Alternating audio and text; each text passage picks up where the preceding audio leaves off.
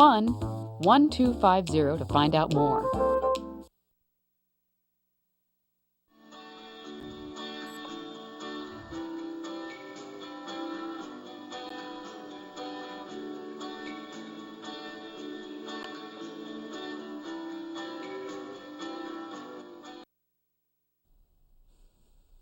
Hi, I'm David Sowards, and welcome to my show. Other than the crazy things I've done on previous shows, on this show I'll be talking about my art. I used to be a cartoonist for the Indiana Daily Student, a newspaper in Bloomington, Indiana, the student newspaper for Indiana University in Bloomington, and I'll be showing off some of my art. When I draw a comic strip, like I have right here, the comic strip is twice as large as what you might see in the newspaper. That way it can be shrunk down in size, so it can look more detailed. That's why a lot of the comic strips you see in the newspaper look a lot more detailed than if they were drawn in the same size that you see them published. In this cartoon, we have a couple talking about some Vikings. Some Vikings. You see the Vikings here? The guys with the horn helmets. Now, Vikings didn't really wear horn helmets, but they gave them horn helmets because that helps people identify them as Vikings. And the guy says, "Look, a coffee and two Danish guys. Instead of the longboat, they took the wrong boat. The Vikings discovered America, but left when they couldn't find anyone to rob." And then it says something about, the promoted icy island, they called it Greenland, which is more icy than the island called Iceland. So it tells you a few things about Vikings, a few jokes. Unlike most comic strips which just have one joke, my comic strips have 4 or 5 jokes. And also another thing I can do with this comic strip is if I want to promote it as a gag cartoon for like magazines, I can just cut off this part here, and you see this, and I can put the captions down below the way you might see them in a magazine. I can also convert these cartoons to make a graphic novel, but I don't have enough room really to show you how that's done. That's kind of complicated. Here's another cartoon. See, a man is hunting in the woods, and he sees a bull who also has a gun with him. Kind of makes it fair, you see. And he says, "I don't mind shooting the bull, but him shooting back." Yeah, that does seem a little unfair when the bull also has a gun. "I've heard about bullfighting, but this is ridiculous. Now I really have to hit the bull's eye. Oh, the things I have to do to get a good steak." Well, it kind of shows you things from the praise point of view. I don't know if that you like that. Okay, here's a couple puppies in love, and he says, "I guess every dog has his date," or "talk about your puppy love. Some guys don't mind if their dates are real dogs." Well, they are real dogs. I mean, they're dogs. "I guess he's going to put his money where his mud is." Yeah, see, every picture tells 1,000 words, and I could write 1,000 words about every picture I write. On these, I'm usually limited to about 80 words. Okay, this guy is driving his car around, and he sees a hitchhiker on the road, which looks like the Grim Reaper, and he says, "Maybe he just needs a lift to the hospital where he..." Oh, yeah, that's bright thinking there. I don't suppose that anyone ever told him that hitchhiking could be dangerous. Well, I think when you're the Grim Reaper, you don't have to worry about danger. Good. Okay, perhaps I should pick him up. After all, what's life if you don't court danger now and then?" Yeah. So if you see the Grim Reaper on the road, yeah, just keep driving by. Yeah. Okay, these guys are talking about a big 8-ball. And this cartoon is related to the saying, always having the 8-ball in front of you or being behind the 8-ball. And he said, "Wherever I go, it always seems to roll ahead of me. I think it's trying to play some kind of game with me," because it's an 8-ball. And his bald friend says, "Be happy you aren't a cue ball And he says, maybe I can hit it away from you, though, because he's a cue ball, and that's what cue balls do. They hit the 8-ball away from you. So that's a little fun and games with pool. Next, they see this fly, and this big fly with a sweater, and he's riding a horse. You know, a lot of combinations of things like that. Look, a horse and buggy. That must be the biggest horse fly ever. He's not Spider-Man. If could he be Fly Guy? Nope. I don't like the way he's swinging that swatter. Yeah, the fly is also trying to get even like the bull. Instead of having a gun, he has his own fly swatter for swatting humans. Now, in this one, Dimbus, this guy, and his girlfriend Debbie, they're being pelted by snowballs. Well, actually, they're being pelted by eggs. You can see the little yolk on them, the yolks on them. And he says, I don't mind being egged on, but this is ridiculous. I guess they want to crack a few yolks at our expense. Now I'm really shell-shocked.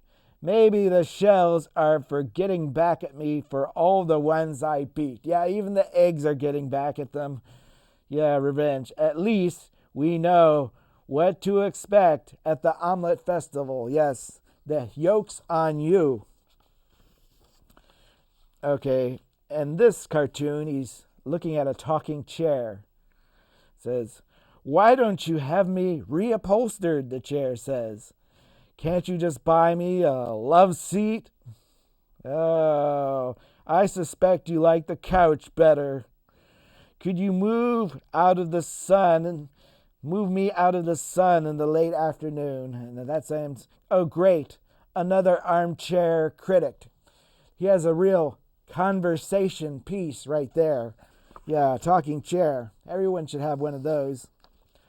Okay, in the next cartoon, you see him and his girlfriend driving off a cliff to the abyss. And he says, wow, feels like we're riding on air. And is that a fresh breeze I feel? I feel like our luck is just about to change. And it's about time we find a place to crash. So even in the most dire circumstances, Dimbus always finds something to be optimistic about. Like in this one, where he's about to be stepped on by a giant foot. Talk about your big foot problems.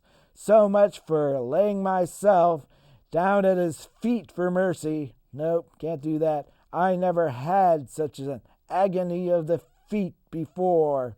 He must be the ultimate soul man. Oh, how I'd like to give him such a sock. Yeah, even when he's about to be crushed by a giant foot, he sees humor in every situation.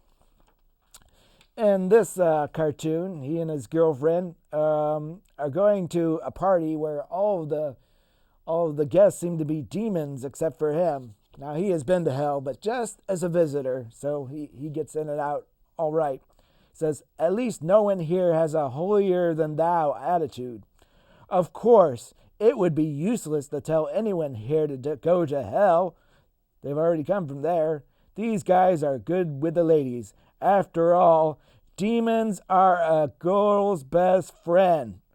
If our sins were judged against the ones in this crowd, we wouldn't be condemned too much. Yes, when you're with a bunch of devils, it doesn't take much to be the good guy. And now they're at another party where everyone has a block head. Everyone has a square head at this party except for them. And he says, maybe this is where they square dance. Looks like everyone's head is in the block these days. Perhaps this is what happens when you eat too many square meals. These are the guys who don't fit in the round holes. And looks like they're getting ready to square off. Yeah, the problem with these guys is they can't think outside the box. Yeah, I thought of that idea after I had drawn the cartoon.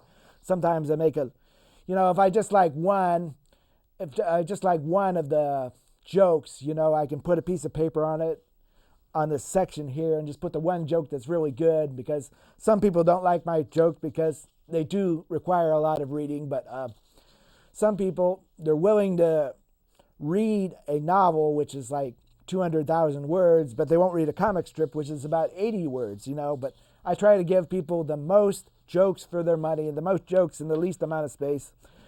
And in this one, Dimbus and Debbie get a present, which is on a mousetrap. And she says, "Oh, how nice! Someone left a present for us." And he thinks there must be some kind of catch, and I think the catch is right there behind the package. I'm thinking the mice are getting just a little too bold. Looks like one of the worst laid schemes of mice and men. Yeah, you got a real mouse problem when they start setting traps like that for you.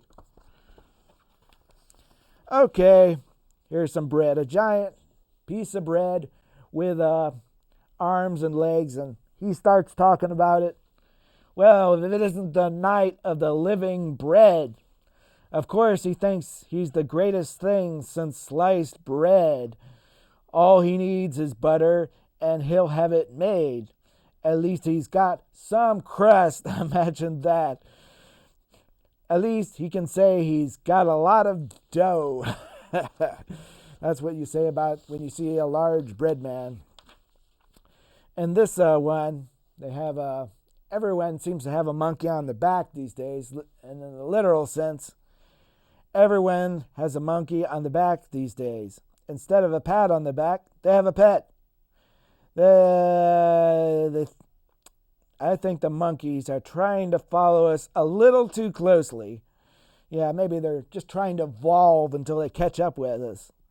Okay, I think this means that nobody can successfully hide a banana anymore. Yeah, the monkeys are following us. And this one, he's talking to Noah. Noah, the guy who built the ark, and he says, "Why are you building an ark, Noah?" And Noah says, "Just saving it for a rainy day, and I want to make sure I don't miss the boat. As you can see from my high waters, I'm waiting for a flood." Yeah. And last he says, "Boy, you must have dropped out of Bible school early if you don't know about Noah and the flood." Yeah. There's some funny things Noah could say to some of the people who were talking to him as he was building this great ark. They couldn't figure out why. Okay, I'll show you some of my more serious art. This is, okay, what do we got here? This is one of my oil paintings. See, oil paintings. I like seascapes. I haven't put a person on the seascape, but, I like the sea, and I like the sky, and the sea, and the sand, and I thought it was just too nice to spoil it by putting some person on there, kind of spoiling the view. Here's another oil painting I did of mountains. Mountains in the background, blue sky, green things, and green trees and forest and little deciduous things there. Okay, this is kind of an interesting thing. This is a guy. He looks kind of normal there. Well, actually, it looks kind of strange. One guy, man or devil? There you go, devil. See, one way is a man, another way is the devil. It's like one of these topsy-turvy art things. I like the kind of art that is like an illusion. Here's another. This is actually a watercolor painting of the sea and the sand and the sky. I like these kind of things. This is kind of unfinished, but it's kind of a world. You see the world go around the sky. The sky is actually this thing in the middle, this dot. And I haven't colored that in, but you see like the land over here and this forest over here, and a road there, and a city there. It's like seeing the whole world in a fisheye view. Now here's another one that you can view from this different angles. This is a bunch of guys, and they're walking on this. This is what you would call I think a Penrose stairs or something like that. This is based upon one of my favorite artists, M.C. Escher. Now he was good at drawing these stairs that looked like they were going up and up and up, and then they ended up back where they started from.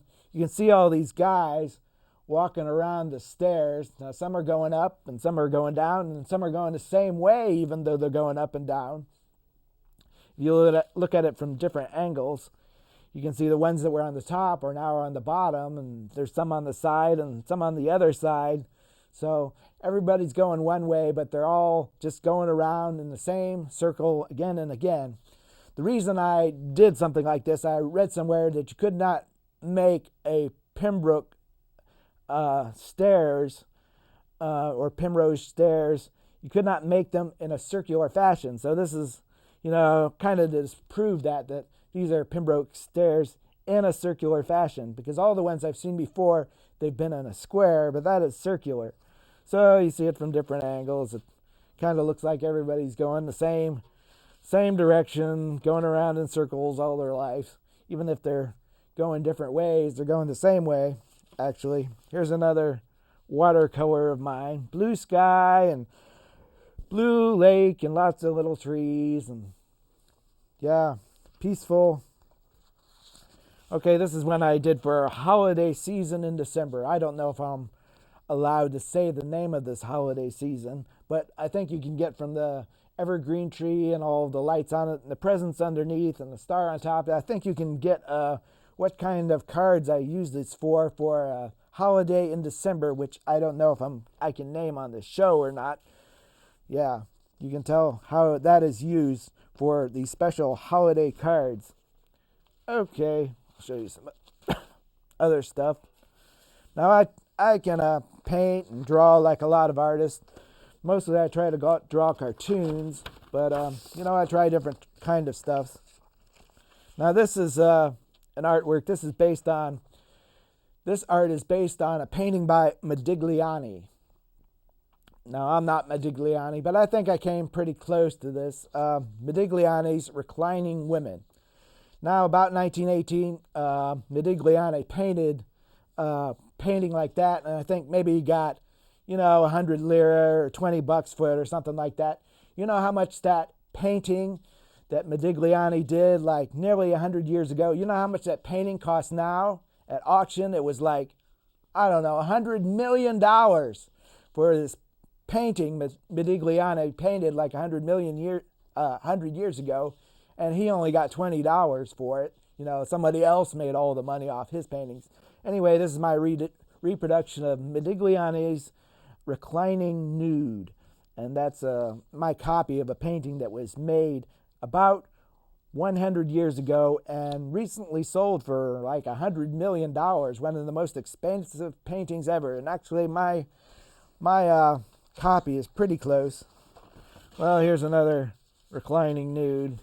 It shows you I can paint in the styles of a lot of modern artists, like Modigliani and like Picasso and like de Kooning and like a lot of other modern artists.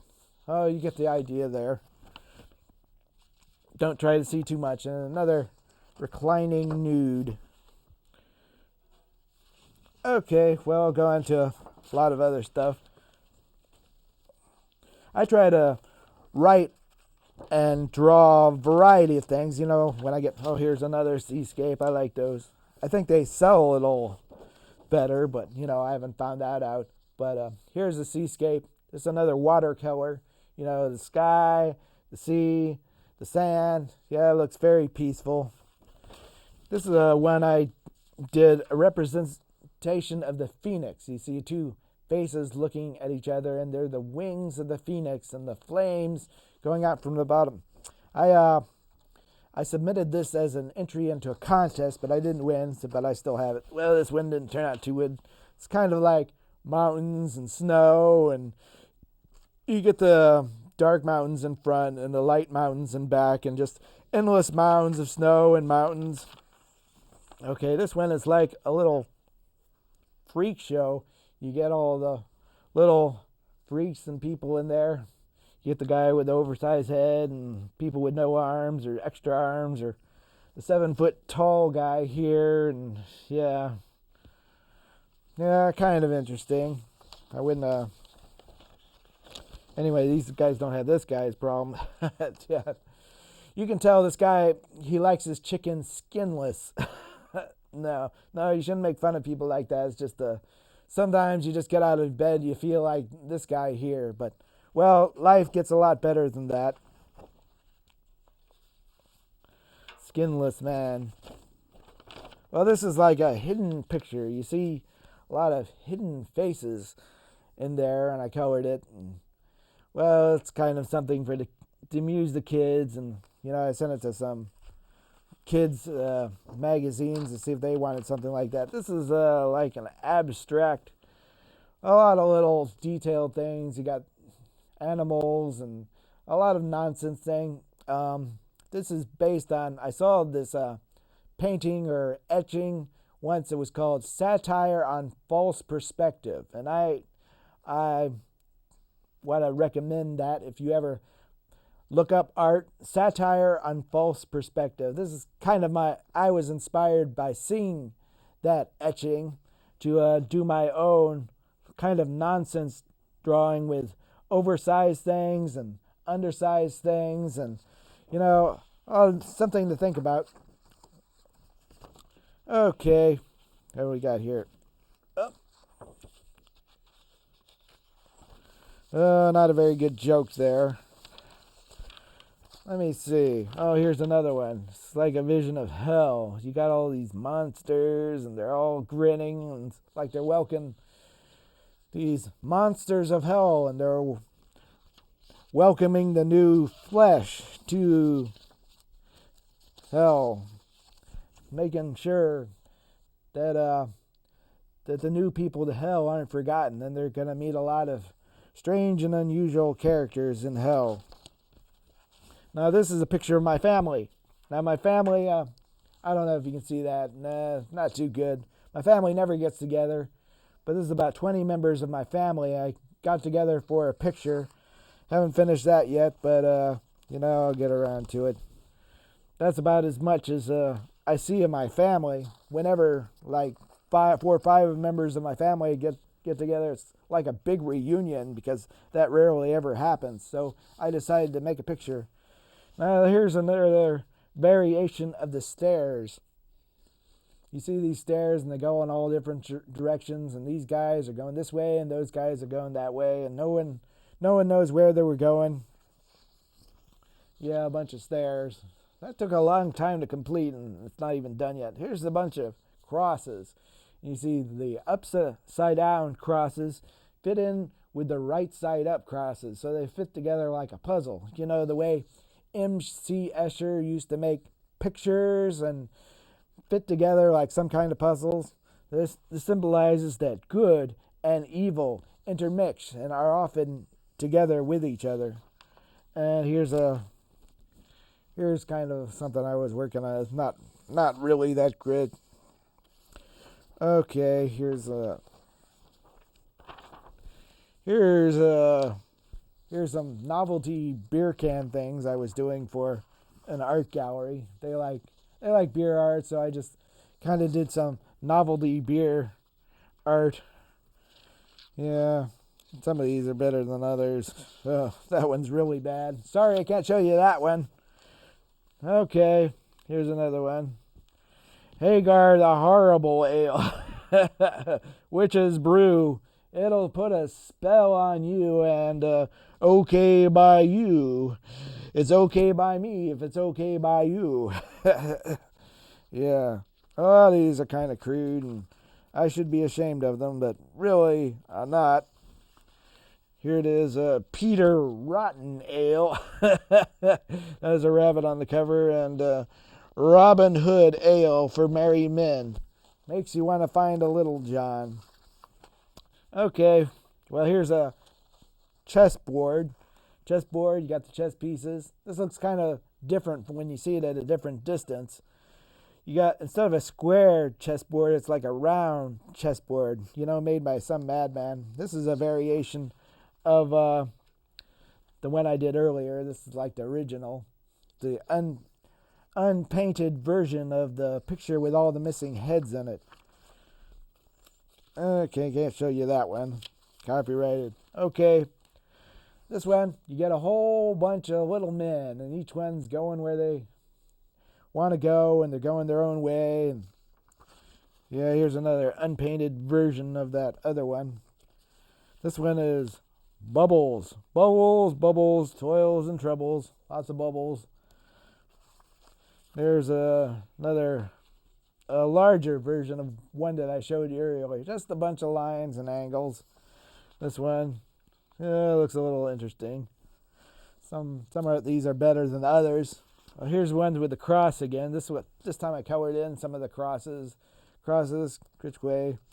This is like a copy of that other one, and this one is a bunch of windows. It's like, you ever see the movie Rear Window? In this one, you get a bunch of windows. Every window has some kind of story. Something's going on. Someone's sleeping. Someone's growing plants. Someone's looking out the window. Some of these people, I probably shouldn't show you what they're doing. Yep. And another one with crosses, and another one with people. A bunch of people, just kind of standing around, looking away for all eternity. Yeah, like imaginative, creative art, which makes you think.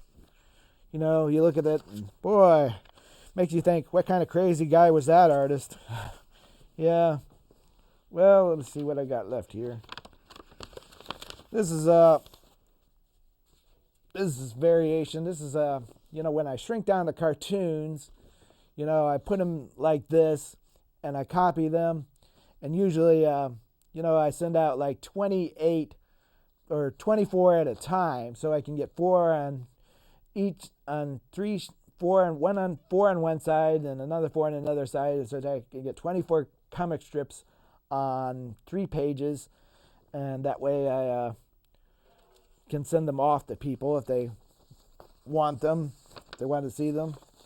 I wouldn't recommend doing cartoons just for the money. You really should do it if you have a lot of ideas, really.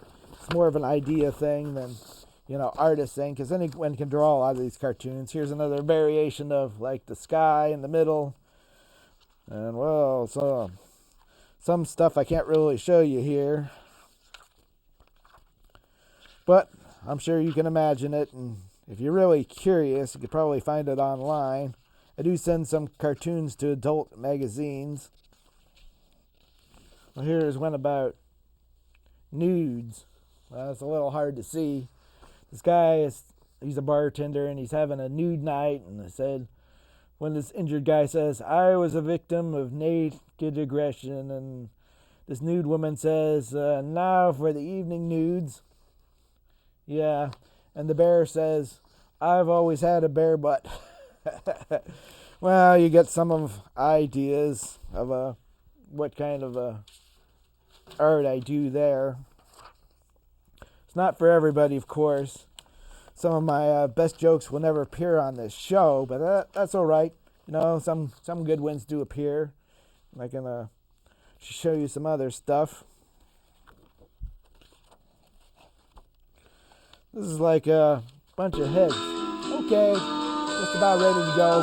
Thank you for taking a look at my art, and I'll talk to you later. My art has appeared in many magazines, and it's on the internet.